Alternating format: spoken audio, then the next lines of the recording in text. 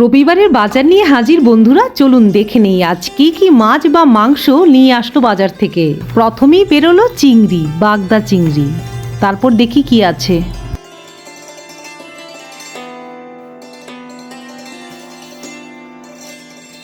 চিনতে পারছেন এই মাছটা? কাচকি মাছ, হয়তো অনেকেই চেনেন না।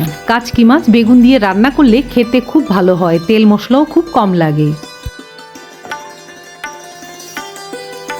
এখন কিসের প্যাকেট বেরোচ্ছে দেখছি। এখানে আছে ফিলে করা ভেটকি মাছ। 3 রকমের মাছ বেরিয়ে গেল। দেখি নেক্সট প্যাকেটে কি আছে। ও বাবা, এখানেও মাছ, ইলিশ মাছ। মাছে হালকা ডিমও আছে।